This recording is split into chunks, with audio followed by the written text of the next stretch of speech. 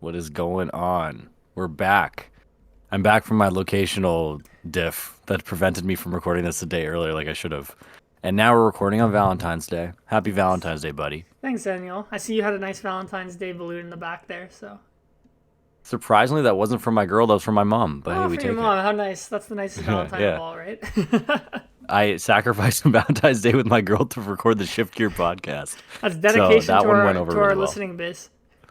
Yeah, 100%. It's also easier to like do things after. So like we're going out tomorrow and Yeah. like finding a dinner reservation is like the easiest thing in the world because like tonight is just rammed with all these people. And to be honest with you, and this is an off pod topic, but also could be an on pod topic. I'm not a big fan of Valentine's Day and what it's become because I feel like now it's just people just posting on social media, not actually doing anything about it. Yeah, I feel like Valentine's Day should be every day for the people you love, right, Neil? Very wholesome. Yeah. Hey man, I couldn't have said it better myself. For me, it was always tough too, because like I feel bad. So my birthday is in April, like early April, and then my anniversary is March 2nd, and then Valentine's Day is February 14th. So like, bro, this is the time of year my girl's going broke. So like we try to like tone it down on Valentine's Day because this is our 5-year anniversary too on in March. So I'm like, okay, let's just cool off on Valentine's Day, and then it made it really easier for me to say like, yo, I'm just gonna record Shift Gear tonight. Like, all right, love. She's like, okay, okay, you record Shift Gear. I'll be postponed for a day. So, anyways, we're here. It's Whopper Wednesday, and I didn't get a Whopper, which is kind of regretful after the week I had with non-edible food. But this is neither here nor there. The more important part is CHIEN-PAO won a regionals while I was gone, and Yeah. I think it was because I was gone that I won a regionals. And I'm sure you were watching along very, very eagerly. I was cheering for CHIEN-PAO. I was happy the Golden Go was in the final too. I love Golden Yeah. Go. I just made a video and an article on it. The finals was also really good too. Like there's a little bit of brickiness from both, then some miscues from both players that made the game way closer, and then like it was an exciting finish. So I'm glad CPAO has finally won it's a major event. It felt like That was long its first, overdue. right? First finals too, I think. So got it done. It won. What did it win? The like Thai league or Malaysian league. Like it won one of those. I Okay, sure. remember I it should won have one of said those. TPCI regional. Yeah. And you know, like in the thumbnail, we're putting Chen Pao wins his first regional. You Yeah. know that is what it is. So, uh, but yeah, no, that was good, man. It's always like it was always felt like that deck that just like you said it yourself, like it always has that consistency issue, and it's so hard to like you have to run so much hotter overall to win with that deck than you would with something like Yeah. Teen Eric or And you have Charizard, to right? play like So perfect too, because like if you mess up with that deck, the game's just like pretty much done. So, yeah, you discard like one less energy or something by accident, the game's just cooked. yeah. I mean, you saw in the finals. I assume you didn't watch it, but like the first game, he like prized like No. double bibberol. Like he was like pokey stopping, didn't have ear to. Like it was just tough to watch, but that's what you sign up for. So, no, definitely big fan of CPAL in this pod, as everyone knows. So happy for it that it got its first dub. So congrats to Owen. He's officially part Yeah, of the CPAL board of directors now. where does he rank exactly? I'm debating promoting him to CEO now. He won the tournament. Like I don't know. Like Jared That is big, Grimes right? went Like, rogue and self-appointed himself CEO without approval of the rest of the board. So I don't know if he can if he I have to vacate him or if he's even recognized. Jishan was our acting well, CEO, so I might. this is why we live in a world where we have a board of directors where we Yeah. have people who can like overthrow the top people if need be. Yeah, so I mean, I looked on Limitless. Like Owen has jumped up to third on the CPAL ranking board, but that win might push him. I don't know. Next time the board gets together, we're gonna have to discuss leadership. Who gets who gets to be CEO? We should bring on the whole board to next week's podcast and just discuss it live. Just pros and cons to everyone being the CEO. Yeah. So I mean, I think there's a lot of merit to him being CEO, though. I will say, I because think like so. he did something no one else has done. Exactly right. So I mean, we have Jishan has the most. He has 2 cuts with Pal. Lucas has a cut with Pal. He's on the board. Reagan's like kind of on the board because he's been playing it lately. Sure. I feel like I'm just like the founder, so I'm like on the board. Jared Grimes is Yeah. also on the board. So and now Owen. So It's kind of cool because you all like kind of do different things with the deck, so it's so hard to like quantify them against each other. It's like saying like LeBron or Jordan. It's like these are different things. So I don't know, man. I don't know. Speaking of which, actually, yo, I'm so glad I accidentally segued into that. Speaking of which, Mahomes or Brady?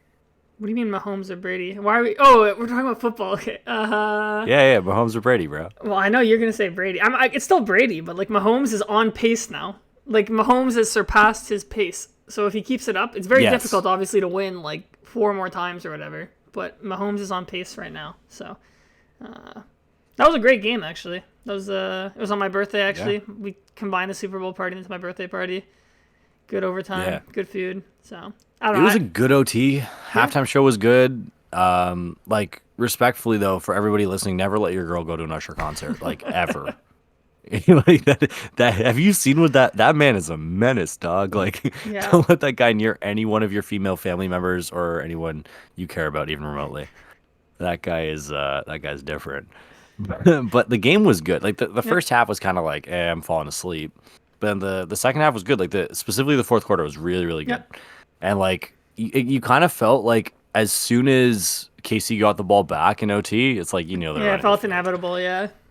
Yeah, it really felt inevitable. They had that 4th and 1. And you just knew like Andy Reid had a play in his back pocket. Like they're gonna go to like that play at this point. Yeah. I found it really interesting that San Fran chose to receive the ball at the beginning. I definitely would have deferred there, knowing the OT rules, but it came out after that they didn't actually know the OT rules. I think So their it explains coach a lot their of things. coach knew because Kyle Shanahan said they wanted to have the ball third, but I guess in like Kansas City said if they scored like a touchdown, like they would have just gone for two and like put the game in their hands instead of giving it back. So I don't know if there is Yeah, a of right course. answer to be honest. I think you could go first and then just play 4 downs, but I don't know.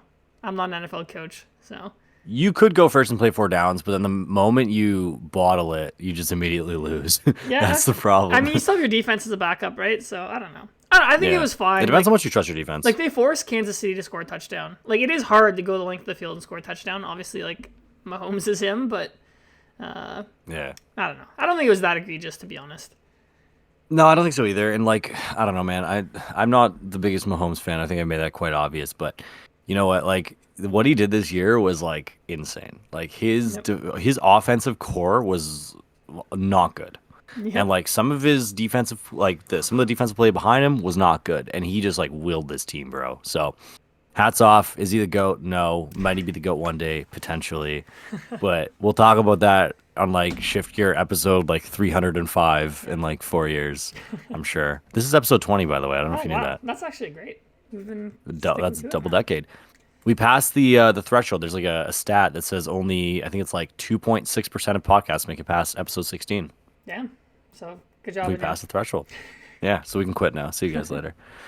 All right, so we have a lot of interesting things to go over today, but it's also like I feel like it's the first time in a while that we've like kind of just like sat down and just gone through things without a guest or without any sort of order. But so we touched on CHIEN-PAO a little bit. Let's touch on Goldengo, where you think it's at. I know you just wrote an article about it. Kind of, you're a bit more researched on this than I am at this point. Enlighten our viewers as to where this deck stands right now and like where it's gonna be. Yeah, I mean, Golden Go just feels like Chen-Pao's sister deck. Like, obviously, their attacks are very similar. On paper, its matchup spread is actually really good. Like, it's good against Charizard, it's good against Giratina, it's really good against Mew. It's a kind of sketch against Gardevoir, but the problem with the deck is just like it's a little bit inconsistent, especially when you go first. It's like you have a lot of moving pieces. Like you have to like if you go first, get like gimme goals. You have to get Palkia, Greninja ready. Sometimes you get a Manaphy down. But I mean, just having the option to one-shot things is like just very powerful, obviously, right? Like being able to take out Charizards, Tinas, Mews, like it's just good. And coin bonus is an awesome ability. Like having built-in draw to a deck is really nice. And the deck plays like 8 path outs, so honestly, even if you're getting Roxanne or Iono, if you just draw like a Pokestop or Worker, it's just like you unlock like the coin bonus to draw a bunch of cards. So I think the deck it's still probably tier 2, but I think it's kind of proven itself now. I mean, you had like Matt, like LDF getting top 32 at Knoxville, you had Jarek, Gamila getting top 32 at I think Charlotte with the deck. So and then in Japan it got top 4 or whatever at that one Kyoto League, I think. So I mean, the deck obviously has results now. So I think maybe more people will pick it up. It won't be like regarded as a meme deck, but I just think its consistency is going to hold it back from like really breaking into like a consistent like tier 1 deck. That makes a lot of sense. And I think like after rotation when everything generally gets less consistent, I think there's going to be a bit more leeway for it. The second thing I want to talk about, like there's like some like really funky things that came out of this Dortmund regionals, as there normally is with anything outside of North America, it seems. there was some interesting things, but one of the more interesting things to me was that in the top 8 there was 3 Gardevoir. Only one of them played Moonlit Hill, which Yep. is like super interesting to me. And I'd actually be curious to know how effective it really was, because like it seems like a pretty card in theory, but we've seen cards like that kind of come and go and not really do a whole lot. We've discussed this effectiveness a little bit on the podcast, but like, do you think? So, what do you think the cut is? First of all, I think that's the hardest part. What do you think the cut is for Moonlit I Hill? mean, the cut has to be like either Artisan or Vacuum. And it's like Vacuum has a lot of utility when people play stuff like Box of Disaster, for example. And Artisan's just Roaring like Moon as well. yeah, Roaring Moon. It's just like, and then Artisan is just like a nice little consistency card, right? Even mid game, like if you want to grab Cresselia, grab Screamtail. Early game, that's just our rolls right there. So that's the opportunity cost of it. I haven't actually played enough to decide if I think it's worth it. My gut says no. And my reason being is most of the turns where like you need that big Gardevoir, right? Like you need that reversal Guardy. It's normally like the second or like your second or third turn. Normally your third turn after you step. And you need 9 energy, like effectively to knock out things like let's say a Charizard or Mew, or like 8 maybe it's a Giratina. It's like it's actually pretty hard to get that many psychic energies like in the discard. Plus you have to draw your Moonlit Hill. So I mean, like if you play 2 reversal, like some lists are playing 3 reversal. I just feel like it's just easier to get than like getting all that together. I guess you could argue that it makes it like gives you one more out to those big swing turns, but we've seen lists like Natalie Miller got top 8 with triple reversal in the Australian regional with the list that Mike Fouché and Arjun Kadze made. So I don't think it's necessary. I think it's like a win more card. I just think reversal already kind of does what the card like what Moonlit Hill's supposed to do. And then like if you just want to put 9 psychics, like you have Zacian at the end of the games like to close it out. So I don't know, it just seems win more to me. I just value the consistency and like flexibility of like Artisan or Vacuum more. Yeah, and the other thing too is like a lot more people are gonna play it now too. A lot of people are gonna play. A lot more people are gonna play Gardevoir as a whole because of the card, and because people are kind of getting sick of like what is a stale format at the current time. Like people are probably gonna try something new, and all the people who weren't playing Guardy so far will probably try it. And the card is, I don't want to say dead in mirror, but pretty close. So like, I'm trying to like. There's a Yeah. couple applications I think, but there's not a whole lot. I mean, if you want to like knock out a Gardevoir EX with a Shiny Arcana Gardevoir, it's actually pretty good. Yeah, you can if you have a couple on there from Cresselia earlier, it works. Well, we've seen people. We can talk about this too, right? People have been cutting Cress or cutting not actually Screamtail, right? So if you're not playing Cress, like you don't have to be worried about your energies being clumped. So that kind of makes sense to me. It gives you another option early in the game because you can't really bench Station and go after Guard EX because then you kind of just ruin your prize trade. So I think that's an interesting application for the card. It actually seems decent in mirror to me. But yeah, like why do you think people have been cutting like Screamtail or Cress? Like it seems a little sketchy to me to be cutting one of these cards. I hate it. I hate it so much. Like I agree with you. I think if you're cutting Crest, I think the application's way more clear. Because that's essentially what Cresselia is doing for you. Like you're just getting a free attachment at some point of the time. But I don't understand how people play without Crest. Like I shouldn't say that. I do understand it, but you're just making your opponent's life so much easier by not having to bench mana feed Jirachi in mirror, right? Yeah. Like as soon as they know you're not playing Cresselia, you're opening up a bench space, which opens up a Ralts, which means every kill you take is basically one step farther away than it could have been if they had a Jirachi. Yeah, I mean, I guess it weakens mirror a lot, but it actually doesn't weaken that many other matchups, to be honest. Like Cresselia is nice against like Lost Zone decks, but like if you play Jirachi, like it's probably not the end of the world to not have it. It's really good like to block a Cram, like force them to Sableye or something. It's like good against decks like Evolve, like CHIEN-PAO, Charizard sometimes. Like you just knock out like a Bidoof, you knock out a Charmander, a Pidgey. But I don't know, maybe instead like people can just like I was thinking like if you're not gonna play one like Crest or Screamtail, like I feel like Avery might make sense again. Just because like if you're playing as Mirror, for example, it's like if you're playing just Screamtail, like they're gonna mention Manaphy. And then if you like Avery, like they have to discard either Manaphy or like a Curlia, for example. And then we're also seeing decks like CHIEN-PAO going up in play. Avery's good against that. So I don't know. I feel like maybe you want to put Avery back if you're gonna cut one of them, because I think it helps shore up like your Mirror or like some of the matchups where you would use it. See, I feel like Avery's actually very well positioned right now, and it's still like not seeing much play.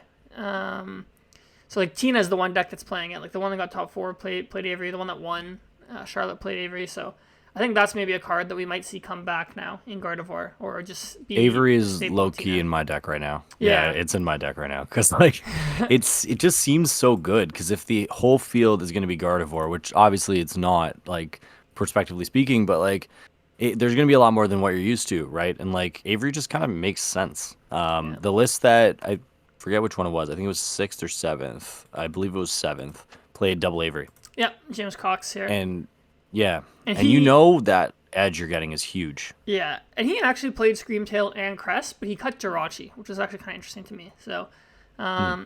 I feel like with double Avery, I kind of get what you're going for because it's like if your opponent like wants to leave one of like I don't know like Manaphy or Jirachi, like you can just attack with the other one. But I don't know, like Tina being so big, we've seen Lost Box kind of be on the rise a little bit. Like I don't know how I feel about cutting the Jirachi, but I don't know, it seems solid. He like I guess you'd probably have to cut a VIP pass if you want to put Jirachi back, which is some consistency. So, but no, I like his logic. I think the Avery makes a lot of sense to me, and I would consider maybe a double Avery list going forward. No Jirachi kind of ish makes sense if there's like an uptick in glasses, like the glasses variant, because they just don't play Sableye. But like there's also an uptick in Sablezard, which means like you kind of need the Jirachi, even though that's one of your like more free matchups. Without Jirachi, it can get kind of sketchy. Yeah, So like, yeah. yeah, go ahead. I was just gonna say like if you play Jirachi, you literally just like they literally cannot knock out your Pokemon. Like if you attack them with like a Cresselia, or you attack them with like a Shining Arcana, they can Yeah, only use Radzard or like Roaring Moon if they play it. Or you can even attack with like Guardy EX in that matchup. It's just like okay, like you literally have to the three matchup shove is it. legit free. Yeah, so I mean that's why they play him a while. So we can actually pivot to this too, and it's like I think all three decks in top eight played Professor Turos. So do you think Professor Turos is almost becoming like a staple in Gardevoir? Like would you include it in your deck? Right now, I think so. Like with how much hype this deck is seeing, like I don't know, so I have a few cups this weekend, like full transparency, and I don't really care about metagaming myself for my cups on the weekend, but like full transparency, I was just gonna play Gardevoir, and now I'm just thinking of pivoting because there's just so much Gardevoir hate. Like everyone knows it's the biggest deck. I mean, especially in our area, right? It is Yeah. normally the biggest deck. So yeah, like by extension of that, I think Turo is absolutely a must if you play Gardevoir. I expect a lot of hate. I expect a lot of Mawile. I expect a lot of Turbo Hands. I expect a lot of Snorlax. Just like random things that just deal with Gardevoir seem really good right now. And like Charizard is as low as it's probably been in the last 2 months, It's right? still like Like, high though in meta share, just lower than it normally yeah, is. Yeah. yeah, just lower than what you're used to. So like with that in mind too, you can kind of cheat on that a little bit. So this is your week where maybe like your Mews, your Miraidons, like they start to look a little bit better than they normally do. Maybe not Mew as much because it gets rolled by Gardevoir, but Yeah. it's a bit tougher. I still think Gardevoir is like the best deck, like in a vacuum. Like, because like we said, like Charizard is still like one or two, and then Roaring Moon has all of a sudden come up to like two or three on the graphic. So like you're literally taking like a good matchup into like a third of the field already. So like even if people tech for you, like you can still do well. So yeah, I still think it's good. And like the next regional, like Vancouver, that's Gardevoir's last hurrah before rotation. And the deck has to Yeah. completely change. So it has to start playing like Mimikyu EX and like Flutter Mane and like all this nonsense. So Might be fun. yeah. So yeah. We will see. There Yeah. was the other thing I want to talk about with Dortmund was there's a Dialga V-Star comfy deck. I was literally just about The to point top that out. 32. Yeah. Erasmus with Dialga V-Star. I mean, that's just pretty sick. Like, I don't really know what else to say. I am not well versed enough in Lost Dialga. Anil, what do you think about it? You know what? Actually, I am actually very well versed in Lost Dialga. It was one of the decks I played the most when when the card came out with the Lost engine. I played it like a lot, and I think I played it in like one of the team challenge like playoffs too. This deck was always like you would take your extra turn, and then you'd be one turn off from just finishing the game. Whereas now, I feel like what's kind of changed a little bit is that you can kind of pace yourself a little bit more. Like there's less threats like one-shotting your Dialga. So for example, like against Charizard, you can put down one Dialga V and you're fine. Like you know it's not getting knocked out no matter what as long as you don't take a prize. So your setup it's a little bit like slower and you're allowed to take that time. Like Gardevoir's slower, Tina's slower, Charizard's slower. That's why this is a bit more forgiving than I think it normally is. Whereas like if you're playing against like Turbo Dawn or like Muse every round, like you're probably gonna die faster, and you only play the two Dialga Vs. So that was typically the issue. Like the issue was like, how am I setting up all my Lost Zone parts and how am I setting up two Dialga Vs all at the same time while not prizing any of them? So I think that's what benefits it. As far as like its matchup spread, I am not well versed enough in the current meta to talk about that. I don't really know, but it definitely seems like it caught a lot of people off guard. Yeah, I'll say 100%. that. So I'm looking at the list. Like, he even plays like Leafy Camo Poncho to kind of try and solve Mm-hmm. that. But he doesn't play like a lot of way to find a V Star. He literally just has Raihan as his only way to find the V Star. So that seems a little sketchy to me when you only play a 2-2 line. And I just looked at his matchups here. He lost 3 times to other Lost Zone decks, which kind of makes sense to me, since you're basically just like not playing as many good cards as they are. But I don't know, it looks like he was doing really well against like Gardevoir, against Charizard. He beat some Roaring Moon in here, so I don't know, seems kind of decent. And Zamazenta is a good card. I think people sleep on It is a Zamazenta good a lot. card. 220 has become a bit worse than it used to be. Like, it doesn't knock out Roaring Moon, for example. But it's still a really solid number, and its ability is really good. Like, it's actually really annoying for a lot of decks to deal with Zamazenta. It effectively has 160 on a one prizer. So That's why it kind of surprises me that he lost to a lot of Lost Box. 'Cause that's like a really good card in a Lost yeah. Box. Yeah, I think the other thing too, just looking at his list, that I think could be an issue is he only plays 4 energy that aren't metal. So when he gates, like if he starts putting them into play or in his discard, like he's not getting full value from the gates, and you can't. It's kind of hard to stack metals on Dialga because it takes 4 metals to use Star Chronos. So if you have to just like freshly do it, you need triple gate. Yeah. So you have to kind of I don't set know it how I up feel ahead of about time. So I don't know. This deck seems like it has a lot of moving pieces, but it definitely seems like really fun. People want to try this one out. Yeah. It was more fun with Metal Saucer, I'll say that. Yeah, But 100%. yeah, it's still fun. What else we got in here? There's a Bennett, the same guy who Yeah. did well with Bennett earlier. Which is sick. Bunch of Arc Piles. There's a Zoroark box, I think I remember when I was looking earlier. Oh, with the cool Gardevoir, the refinement Gardevoir. Yeah, the one that discard and draw. I don't really know if you That's need sick. that since you have, but I guess it's just like one extra draw if you evolve. I think it makes sense. Like, there's a lot of dead cards in that deck too. Yeah, but it's evolving from Curlia, which like already draws cards. It has the same ability, right? So Yeah. Sometimes you just need extra health. You want to get out of Greninja range or something. yeah, so no, it's cool. I think Zoroark as a deck is something that I feel like just never reached its potential. Like, it always felt like it was eventually going to have a big breakthrough. I just never really had that. So sad to see. And it's a cool deck. It's a cool concept Yeah, too. it's It kind really of sucks cool. that it never happened. Yeah, like its ability is one of the coolest abilities I think we've ever seen in the game. So Yeah. There was Reggie's deck that day 2'd. oh, And I nice. think this might be up there with the cheapest deck to ever day 2. This is coming in at $17 Oh, nice. for the 60 cards, which is nuts. Your sleeves might cost more. But this looks the most expensive card in the deck, actually. Could you guess it? What's the most expensive card in this deck? Like Iono maybe? Nope. Like, what type of card is Trainer. Item. Item? Item. Like counter catcher? Switch cart. $2.03. Oh, wow. Iono's tanked, dude. Iono's like 30 cents a Oh, pop I didn't now. know that. Yeah, I didn't know that either.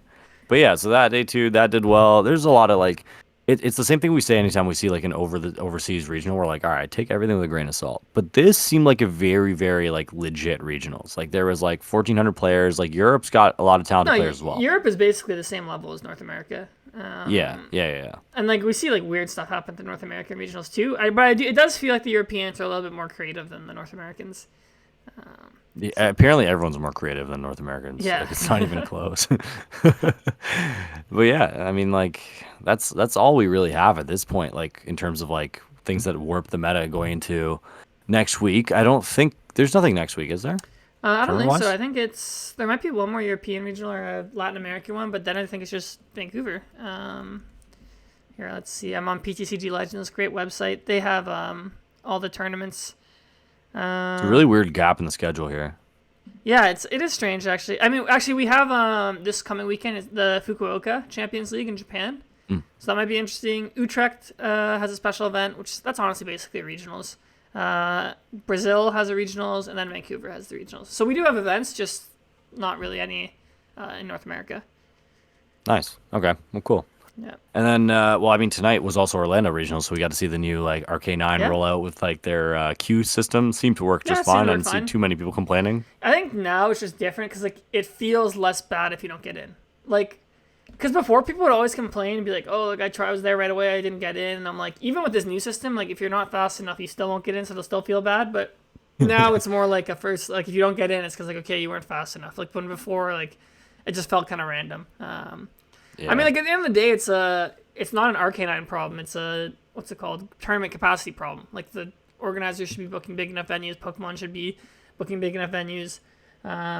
Also, like they should just be like doing like registration like more in advance. Like get demand numbers. Like I don't know. Like EUIC Reg is like happening this next week, and the tournament is like a month and a half following that, which is like insane because like booking international travel is very expensive.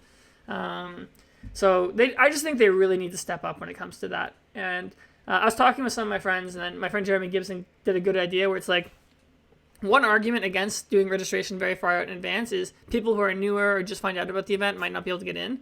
But maybe we should start doing waves. So like do small waves like 5 or 6 months out, like a next wave like a few months before, and then like the last month do like the final like biggest wave or something. So That's low key stress though. That's the problem. it is stress, but like I don't know. Like they need to find a way to like ideally the solution is just like make it big enough that everyone can play. Like I don't see a reason why not they can't do that, but they need to figure out a way to like improve like registration like for people. So Well, like I'm thinking about it. Like think about all the money you've lost from having to last minute like buy these things. yeah, 100%. Like Thousands of dollars, legit, thousands of dollars. yeah, and then like sometimes maybe like I don't know, you get a really good deal on a flight to like for example like Sao Paulo because that's very far for most people. It's like you don't even know if you're gonna get into the tournament. Like you might not get into the tournament like a month before. Like it's and then like you have to like cancel your flight or like maybe you can't cancel the flight. So I don't know.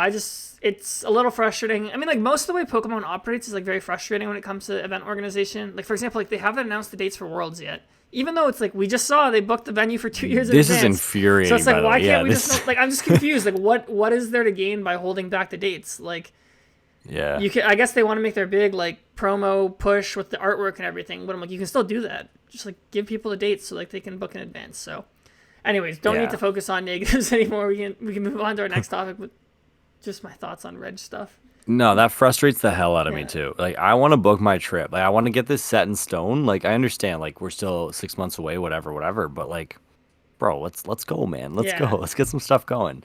And like the other thing is too, like I know we don't want to circle back on this too much, but one of my ideas would be like limit the amount of regionals people can go to, or make it so that you get like I don't want to like limit it because Yeah. obviously it's bad for the player base, but I'm saying like maybe say here you go, you have 7 registrations through the year, go to whatever 7 regionals you want, and it would just like kind of disperse the amount of people going to all these regionals. Well, maybe you get priority if you haven't gone to one, or like if you're like local-ish to like the area. Like I don't know. Like I get what you're saying, right? Like giving everyone a chance to play. So Yeah. yeah. I just feel like there's got to be a better way than to just dogfight this every time. Yeah. But that's I guess that's slightly above our pay Like grade. A little bit. EUIC, like I hope they booked because the XL Center is really big. Like they can book more space if they need this year. Like I really hope they did because otherwise, like we're gonna see like so many disappointed people this year not getting into an IC. Which That's gonna like, and ICs that are is the gonna most be important awful. tournaments. So yeah.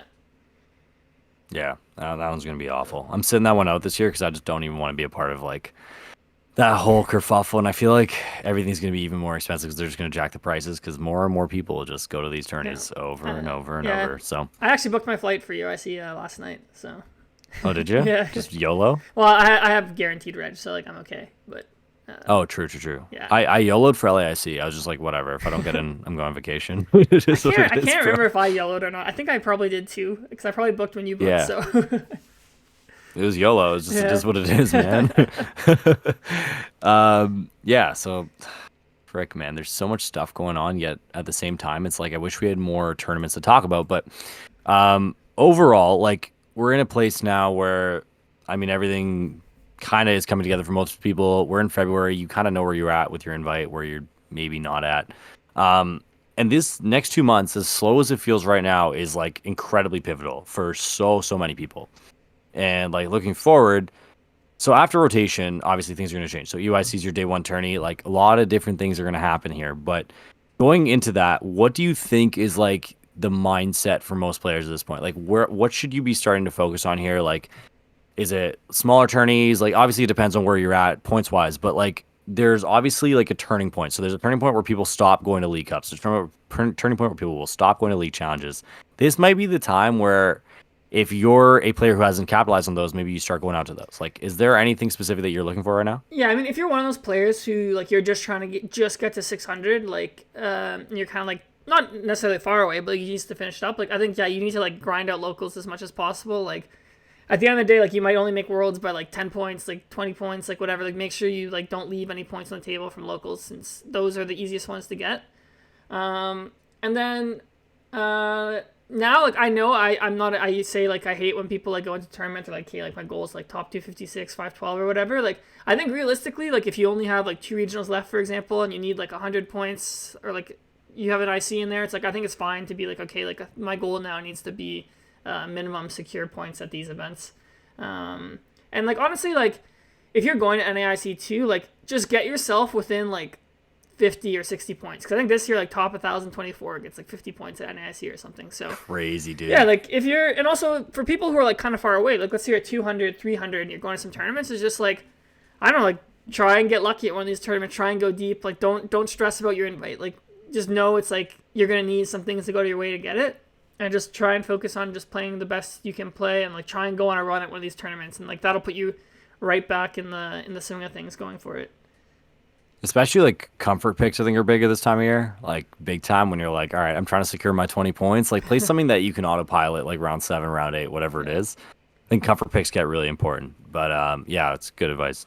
The next thing I wanted to talk about, this is jokes, because like I never thought we'd talk about this on the podcast. But one of my coaching clients, Anthony, had a great what's the word? A great comparison to some of the current meta decks to quarterbacks in the National Football League. Football.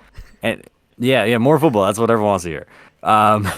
So he basically is like, all right, I don't know what I want to do. Like, I don't know what to pick. I don't know what to play. Gardevoir feels like Justin Herbert. Like, the potential's there, but eventually it just fumbles out. Charizard feels like Patrick Mahomes. It feels inevitable. And then I think the last one was, I think like Giratina was like Josh Allen or something. I forget what the last one was, but it was funny. So if you had to kind of categorize these decks in terms of most likely to win a Super Bowl, okay, what deck are you going with? I think Charizard, I wouldn't compare it to Mahomes. I think Charizard's like one of those quarterbacks where like he gets you to the playoffs, but I don't think he gets you the win. Like I just think he's not flexible enough, doesn't have enough tools in his bag. He's very linear. He's a one-dimensional quarterback. So I think if you're just looking for that nice like 11 and 6 season, get that wild card round, get to the divisional round, maybe I think he's your guy. I feel like Gardevoir... Unless Andy Reid's the coach, though. Like, the same way Azul piloted Zard and then won instantly. Like, obviously, if you have, like, the best pilot, like, it's going to do well. It needs a good coach. I just think Charizard, we've seen, this format. It's, like, it's very difficult for it to win. I would say, like, Giratina might be Mahomes. I don't know, like, can be a little bit sporadic at times, but, like, it's, like, a beast. And once you get to the clutch moments late in the game, like, that deck normally pulls through. I was going to say Gardevoir could also be Mahomes, but I'll give that to... I don't know, who should I give who's the next like best quarterback in the league? I don't even know. Like, well, I mean, it's Purdy for sure. You think it's Purdy? Just like solid. It's Lamar. All right, Purdy or Lamar. All right, I'll give it to. I'll say Guardy's Lamar Jackson then. You know, like it's on paper the best deck, the MVP of the league. Yeah. But you know, you start getting to time to top cut. Like it has trouble like finishing these tournaments. We've only seen it win like 1 or 2 regionals for how good it is. So I actually think that's a really good comparison. I actually think like it's so jokes to me like comparing like Gardevoir to Lamar Jackson just because like style wise they're like polar opposites. Yeah. Like Lamar Jackson is gonna punch through your offensive line and just dash. He doesn't care what happens. Whereas Gardevoir is like calculate, like yo, we're going behind, we're getting back up, whatever it is. Yeah. When I was thinking about it, and only true football fans will get this one, and that maybe is probably like 0.1% of our audience, but Gardevoir reminds me of like prime Jimmy Garoppolo under Kyle Shanahan. So a few years ago, when Jimmy was there, they were throwing 10-yard slants. So just every play was like, 10-yard slant, 10 yards. So you're just like inching forward, like you're kind of doing your thing. So Gardevoir kind of reminds me of that, like a slow, consistent offense. They never won the Super Bowl, so it doesn't matter. Can't win games in the playoffs, but like going all the way, it seems pretty consistent. Like you know what you're gonna get, and that is what it is. And then to me, I think Josh Allen might be Kansas City. Or sorry, Mahomes specifically. Wait, what? Whereas Josh Allen is Mahomes? Yo, give me a deck, Charizard. bro. Charizard? Yo, hold up. Sorry. I was trying to say Josh Allen is Charizard, but I'm absolutely fried. I've been just like eating and drinking for like 6 days. I won't even lie.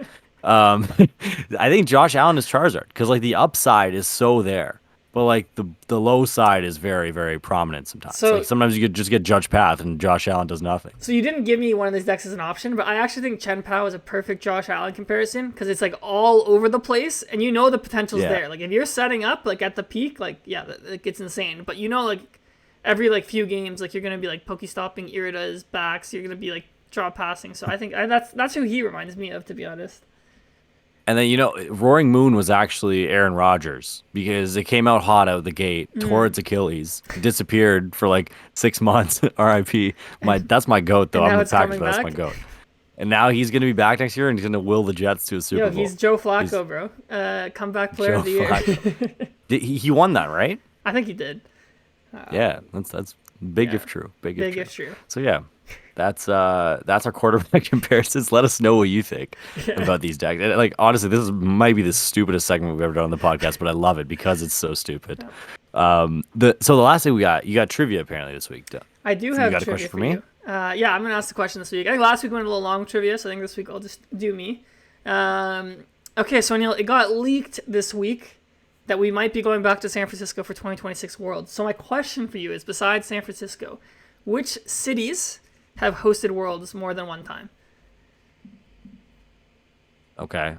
Can I say Hawaii? Because that's an obvious one. Yeah, I'll accept Hawaii. I think they're on different islands, but well, now this year we're gonna go back to Honolulu, so I'll count it. Okay. Hawaii for sure. I believe San Diego. That's another one. Yep. San Diego. Okay. It was in Anaheim once, I think, so not twice. Washington for sure. Yep. How many more am I missing? I think that's all of them. Let's go. Yo, I hit it for once. I was going to preface this with I can't wait to disappoint you all again, but we actually hit it this week. Yeah. That's crazy. Sorry. I was just gonna say, I thought this might have been harder for you, but you knew your history pretty well. I have a photographic memory, so I remember people's Worlds deck boxes and I remember the graphics. But when it comes to remembering actual things, it's very, very difficult for me. So when I was in school, studying, I would literally pull out a book like this and I would just stare at it. And I would try to get it to go in my brain via osmosis or something. And I'm just looking at it.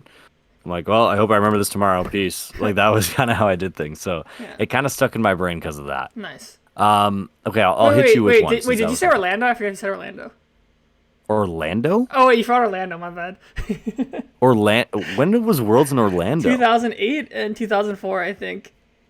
Really? Yeah. I didn't even know that. I never knew Worlds was in Orlando, not even once. Yeah.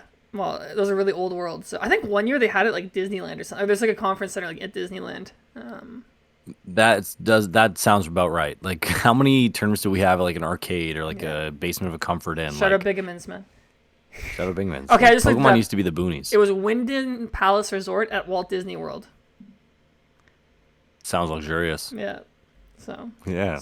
Hey. All right. Anyways, if you have a question, you can hit me. Sure. Okay. This one's gonna be really hard. Okay. This is gonna be really hard, but I'm gonna hope you can maybe figure this one out. So, and I only know this because I asked you this question earlier today. I asked you, do you have any 2007 Worlds decks built? And it's because I was looking into the format, and there is one Pokemon. Okay, one Pokemon that appeared in more than one deck, and maybe there's more than one Pokemon, so it makes your answer even easier. Okay. What was this Pokemon? I feel like it's gonna be a gold star or something. I think that was the year that Eevees won. So. It did well. I don't know if it won, Okay. but it did well. Um, I'm gonna pull this one up as we speak. One sec. is it Jolteon Gold Star, the one that does a damage counter? That one was played, but it wasn't played more than once. I don't think. Okay. Was it? You're saying it played more than one? Sorry, top cut deck or? It was played in more than one deck. It's a Pokemon. Okay, so it's gotta It's be a Pokemon. It's gotta be a tech.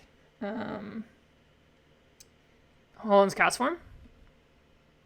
That actually might have been one. That probably is one, but I'm thinking of another one that's an ultra rare. It's an ultra rare. Jirachi Yeah. EX. Sorry. Jirachi X was in one. Okay, because I know it was good next year's Worlds. Poland's cast form was definitely in more than one, so I'll give you that one. That was definitely in more than one. Rayquaza Gold I'm Star? checking right now.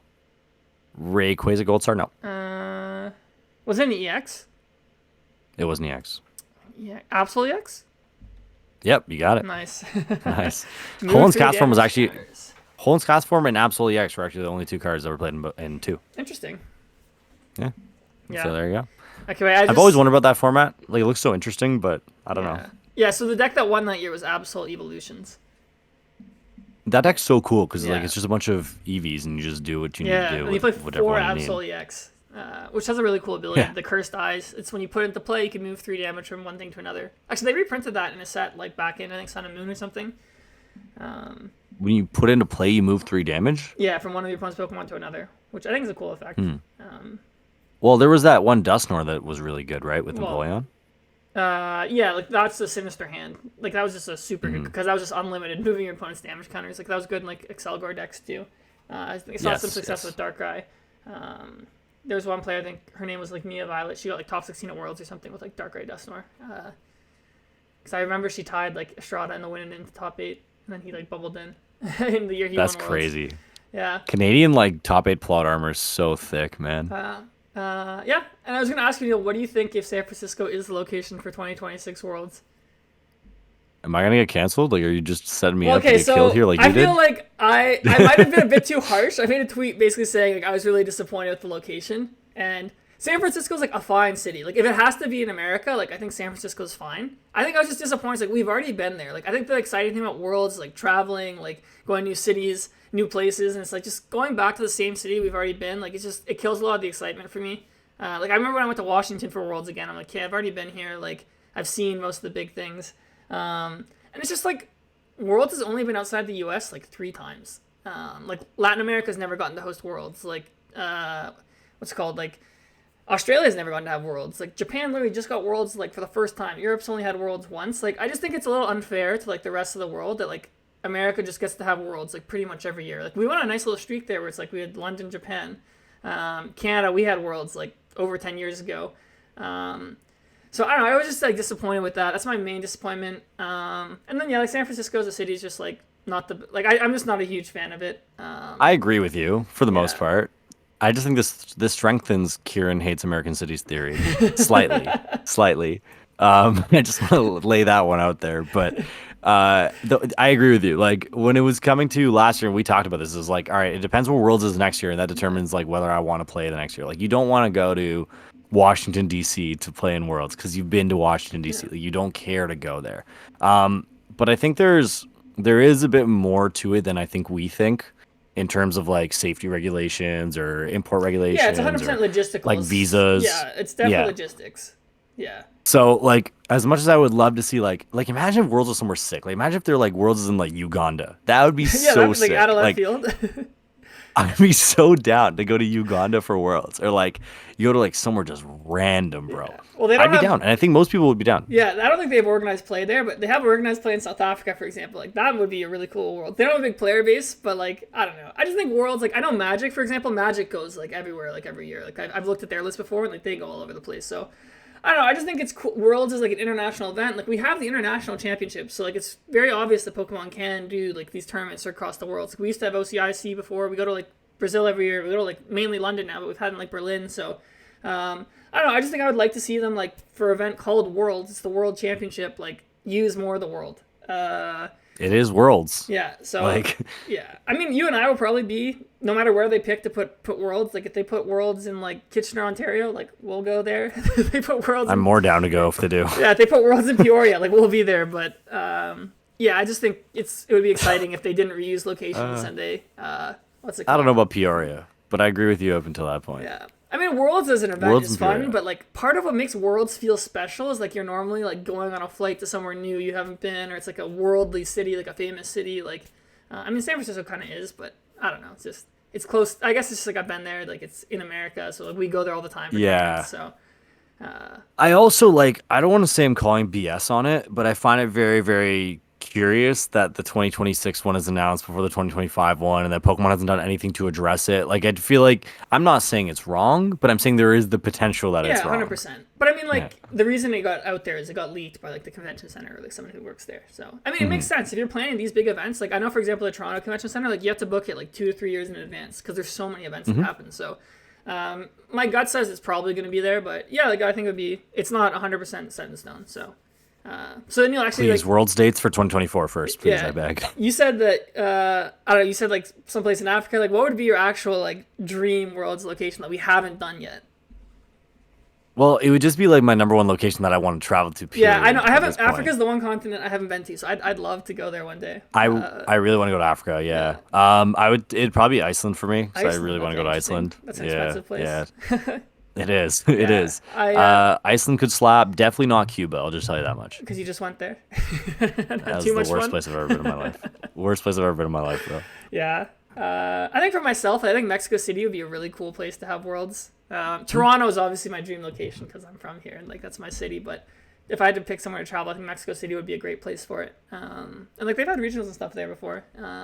And I guess like they probably don't want to pick Sao Paulo because we do LAIC there. So then I think Mexico probably. There's also is the visa biggest. implications now starting next year. That So is true. Yeah, but I think a lot of like some people like have to get visas anyways if they're not from like America, Canada, or like all the European countries. So I think now we just have to like face those issues, which I don't think it's. a well, big issue. actually, correct me if I'm wrong. I think you need visas to go to even Europe next year. Yeah, actually we do. They're starting to implement that now. And I'm pretty sure it's just a cash grab. Like that's all it really is. Well, yeah, it's just to fund like tourism. Like when people come there, just to fund like tourism and then like help them invest in like I don't know like their social programs, like transit, all that. So like I don't mind. Like if you're going to go visit somewhere, like you're like for example, when I went to New Zealand and like Australia, you have to like donate and it's for like their wildlife preservation. Where it makes sense, right? Like you're going there, you're like looking at it, like using their like stuff. So Wasting towels in the Hilton Garden Inn. Yeah, Yeah. exactly.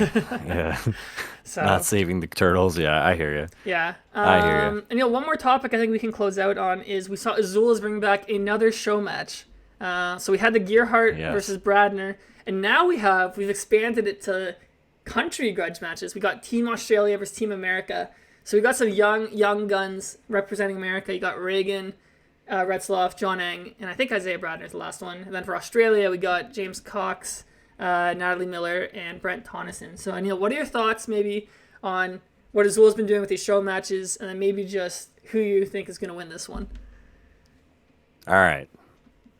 Does this guy think he's Dana White? First of all, like, bro, I can't be the only one who doesn't like these things. Like, okay, here's my thing, man. Here's my thing. And I'm gonna keep it 100% a buck for the podcast because if you listen this far, you're a true listener. All right, keeping it a buck. I don't like these things. They're not entertaining. There's just nothing to it that makes you be like, oh, I want to play Pokemon now. After watching someone like take a minute and a half to click spit innocently, like, dude. If they're a bit faster, if they had like a timer on, like a 10-second timer, 15-second timer, they made it a bit more like watchable and entertaining. And maybe they needed that first one to kind of like really understand that, which is fair. Maybe I'm entirely wrong. This one ends up being really, really entertaining. But to me, like, if I want to see best on best, I look at tournaments. I look at Worlds. I watch stream. Like those are the kind of things I look at. I like these things for entertainment purposes, maybe for the community that's like perhaps newer or like actually enjoys this kind of thing, but these are long tourneys or long grudge matches, I should say, right? Like best of 9, like there's like 3 people involved. So like who's gonna win? I don't know. I never count out Australia. Like never in my life will I count out the Australian players. They are goated. So I believe in Australia, first of all. Nice. And am I looking forward to it? Probably not, because I'm probably not going to watch it. And I'm just being totally honest when I say that. I'll watch it for our podcast so we can discuss it. Please spend your 9 hours of unpaid labor watching that. Yeah, I think the problem is like I think overall like I think it's very good. Like I think it's more exciting to get the community. Like you're kind of building up people, like building up like these like I don't know if there's beef or whatever, even if it's like fake. But I think when you're like kind of you hit the nail on the head is like TCG Live is just like it's not very fun to watch. So I think like Azul doing it, like I think Chip is going to commentate too this time. Like I was listening to Azul's podcast and they said they're going to have like voice comms from both the teams. So I think they are upping the production value a lot, which I think is going to help with making it more entertaining. But I think it would be really cool if eventually like we start doing these like in person at like regionals or internationals or something. Like I don't know if you ever remember when like the Top Cut, you see the Top Cut Invitational, but I used to love watching that. And at Worlds, like everyone would actually like crowd around and watch it. Like people really cared about that because like it was an invitation only tournament. 7 people would get invited, the 7 best people in the world, and whoever won Worlds that year would also get invited. So that was always a huge deal. So I think Azul can eventually build his like show matches towards something kind of similar to that. And I'm hoping eventually like we can get to that like in-person part of it where like these become like really cool things. Bro, those things had like more clout than Worlds sometimes. Like it was crazy. And like I don't maybe I'm wrong, but I don't really remember, was there like a trophy involved or anything, or was it just like for vibes? There was a trophy, and I remember like 1 or 2 years like the last person to get invited was like a community poll, and like people were campaigning heavy for themselves to get like invited. So they're like, vote for me, vote for me. So it was serious. It was serious. Like it was a really prestigious event. And I think if like these show matches keep being successful, they keep getting large amount of viewership, which I assume they will since the school's the one running it. I do think like they'll be prestigious. I think a lot of top players would probably want to join. Like if they ever asked like to do like Team Canada as like as a match, like I would accept if I got invited, for example. So yeah, that'd be pretty cool actually. Actually, let me ask you this: like, if we had a Team Canada, who would you send as your representatives? 3 people or 1? 3, or we can expand it to 5 if you want to expand it to 5, but 5. Well, I'd have to include our world champions, obviously. Yeah, I think Estrada and Rowan for me. Rowan, Estrada. Like I would like for sure they're on the team. Raymond's been ripping. Yeah, Raymond's been ripping. Like I was saying, he'd probably go on the team. That's 3 for sure. Yeah. I would like to include you as well for 4th, 5th. Like Cyrus, maybe. I was thinking Cyrus. Like Labella's a name you could throw out there. There's a lot of good shouts. Yeah, you got like Lucas is there, like Lesage is there. I feel like I'm probably forgetting someone who's like a good Canadian, but. Oh my God, there's so many choices. Yeah. You know what? I'm gonna go off the board. Off the board. I'm gonna invite Yeoman Yu. Yeah, Yeoman Yu. Shout out Yeoman. Yeoman Yu. What a shot! It was him or Jeremy Mann, and I would love both of them. But I think Yeoman has been playing for a little bit longer, and Jeremy is really, really good at teaching people the game. So we need him in Toronto to teach other people the game, coach. He can be the and coach. Yeoman can go. Yeah. Who's the coach? No, I said Doc Rivers. I said Jeremy could be the coach, but if Doc Rivers wants to coach our team, I'll take it. Yo, actually, Jeremy as coach would be really, really good. Yeah. I'd be down for Jeremy as coach, or we hire Doc Rivers. Yeah, for anyone either one is fine with me. Yeah, if anyone doesn't know, Jeremy's the guy who owns Banner Games. Yeoman owns Manta Trading. Manta Trading. 2 goated individuals, Yes. like maybe the 2 best people in the GTA, potentially, other than like the other shop owners who we all love equally. Yeah. But yeah, no, that would be a good team, actually. I'd really like that team. I would like to see celebrity NBA coaches come on just for fun. So, like, Nick Nurse can coach Team Canada. That'd be sick. And then we can have, who do we want? Let's get Tyronn Lue coaching Team USA just for fun, because that guy's kind of jokes. So, get those guys on. It'll all be fun and games. But yeah, no, circling back to your point, like sometimes I play live and I'd rather watch paint dry. So I totally get it. The UI is so bad. It's unbearable. And like sometimes you play against those people that are like, well, I don't know about you, but I don't play the game enough to really like rank up my profile. So like when I go on, I'm at like 200 elo. And I log in against like Tropius Theme Deck, and the guy's taking like a minute and a half on each play. So I'd legit rather watch grass die. Yeah, I mean, like, there's just no incentive to play the ladder. Like, there's no ranked part of it. Like yes, you're ranked in the sense you move up the leagues or whatever, but like once you get to the top, like, there's no like leaderboard against other players. If they did that, like, I would probably do it. But for now, I literally just use live to like test with people, like when I do like coaching sessions and stuff like that. So I've said this like a million times on the podcast, but I'm like, if they literally wanted Pokemon like as a game to blow up, they would literally just hire the people who did like Hearthstone's UI or just any of those games and just like make it look nice. Like the IP of Pokemon is just so strong, where it's like if they wanted to, they would. So they're not serious, bro. They're not serious, and it's okay. Yeah, it's all good. Yeah, it's not serious. But we've been on here for a minute now. I don't even know how long we've been on here, but it's probably a long time. Yeah, no, you and I were like, like what we're gonna like talk about, like the topics, and we almost went a full hour. So good job to us. Yeah, hey, you know what? Like when you start going, sometimes you just get passionate about random things like San Francisco and Doc Rivers, and an hour goes by and you just don't know. And I will say I'm very hungry. I might go out and get a Whopper just to celebrate Whopper Wednesday, you know? Like, nice. What time do they close? Like 12? Yeah, Burger King seems like a late night place. That place is like, honestly, I get a Whopper, I'm like, this thing is gross, but I just do it for the memes because I always tweet out like Happy Whopper Wednesday and all that. So anyways, best of luck to everybody on the weekend. Thanks as always for listening. This is episode Big 20. We survived 2 decades of weekly shift gear, I guess. I should have thought of that one better before I said it. But here you go. Thanks for coming to the end. We'll see you next week, yeah?